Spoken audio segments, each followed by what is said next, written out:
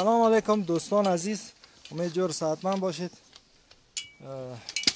یک تعداد از دوستان خیلی برای ما پیام ماندن به خاطر اینکه سیم کارت ها قطع است، اینترنت کار نمیکرد. بالاخره ما یک جای پیدا کردیم که نت کار کنه. دیگه همگی ما خوب هستیم. امروز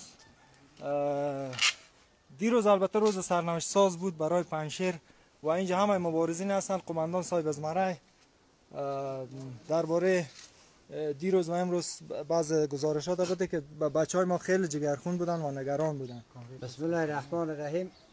خدمت هموطنان عزیز چه در افغانستان هستند چه خارج از افغانستان هستند، من خدمتشان عرض میکنم که دیروز طالبای مزدور و پاکستانی ها تحرکاتی داشتند توسط یک تعداد افراد خودکار و مزدور یک کمک داخل پنجشیر رخنه کردن. برای تو پروردگار ما استوار هستیم. اینمی جوانان را که میبینی ما دوباره میخوایم تاریخ رقم بزنیم، انشالله در خدمتشان هستیم. ما به هیچ اجنبی، به هیچ مزدور، به هیچ بیگانه اجازه نمیدیم که تسلط به خاک ما داشته باشه. این خاک شیران است.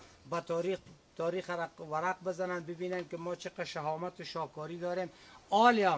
عالیم این جایی که اینا داخل شدن در یک منطقه، این انشالله گورستانشان است، به قبرستانشان تبدیل میکنیم. انشالله درسی بتیمش که در تاریخ دیگه یا درس نگرفته باشن. ما در خدمتتان هستیم وطندارای گلم، تشویش نداشته باشین. وطن ما را آزاد میسازیم. وطن ماست، خون ماست، جان ماست، مادر ماست. تا یک قطره خون داریم از وطن خود دفاع میکنیم. در خدمت هم وطنهای خود هستیم. شما سلامت باشین. زنده و سلامت باشین دوستان. خبرهای موثق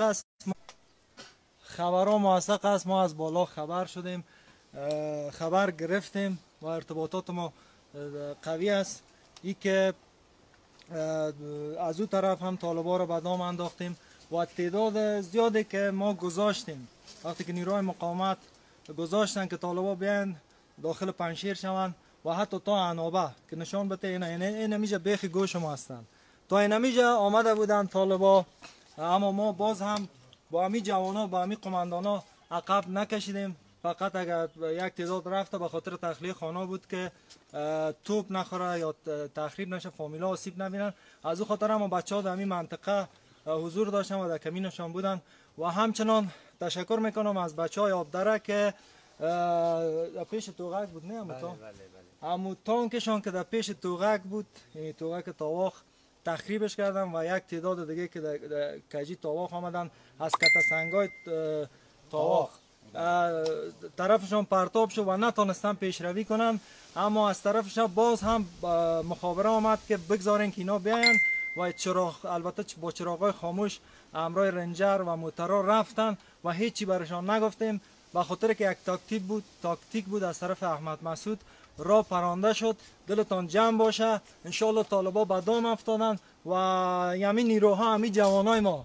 البته این سلا را ما وقتی که در دست ما میگیریم به خاطر بی‌عدالتی نیست، به خاطر دفاع از ناموس ماست، از خاک ماست. خودتان همگیتان میفهمین که من ویزه دارم که برم به طرف کشور خارج، اما من نرفتم. همینجا ماندگار شدم در کنار همین جوانا به خاطر که دفاع کنیم از وطن ما. اگر من نکنم، تو نکنی، یکی دیگه نکنه، کی می وطن ما را ازش دفاع میکنه؟ دیگه انشالله پیروز هستیم و حال همین جوانای ما آماده هستن که بریم و طالبا را قیچی کنیم.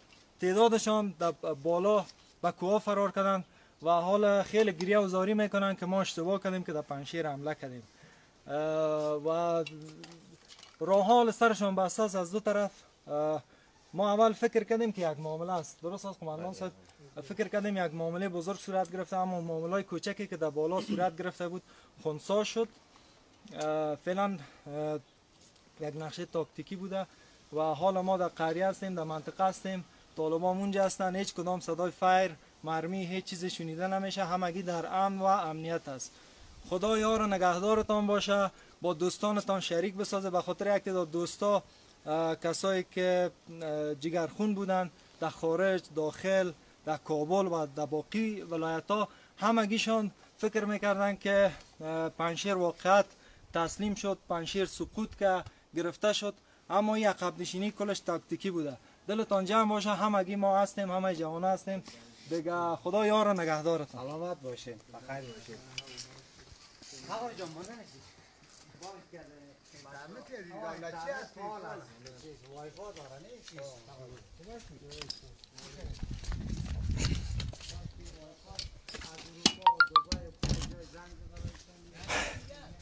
از بس که به خاطر دیشب فامیلا را به جای امن انتقال دادیم، دورتر از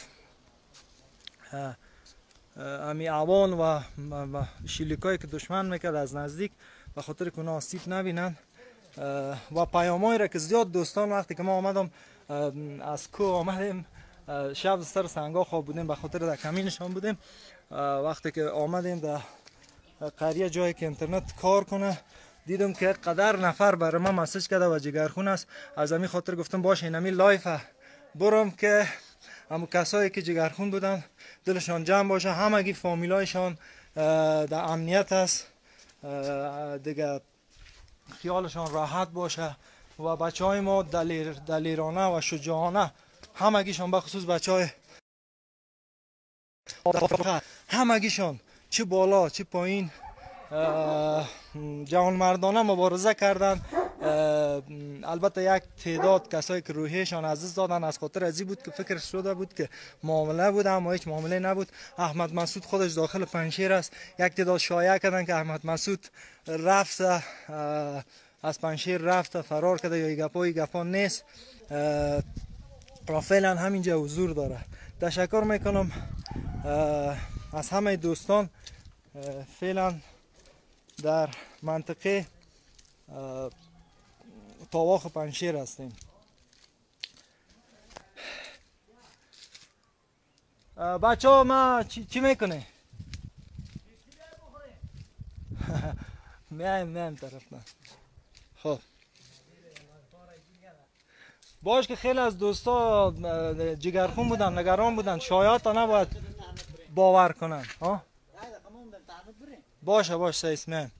خب دوستان از امریکا، از جرمنی هستن، از تاجیکستان،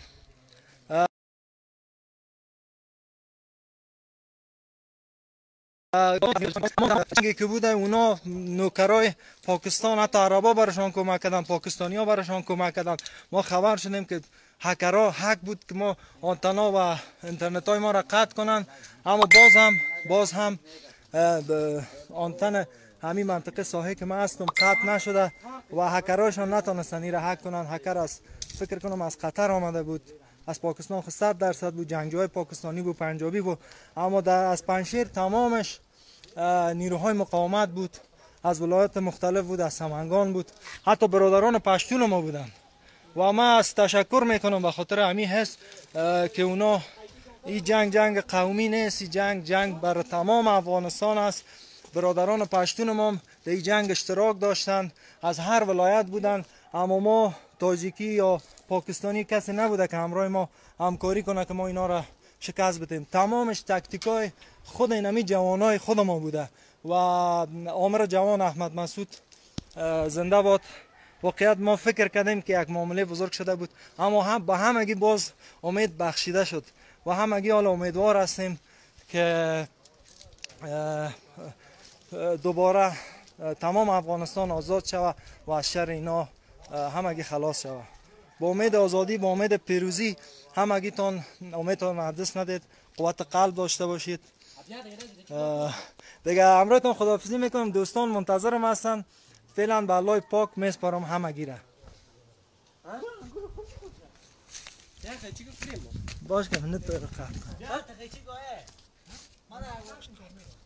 قطع کنم.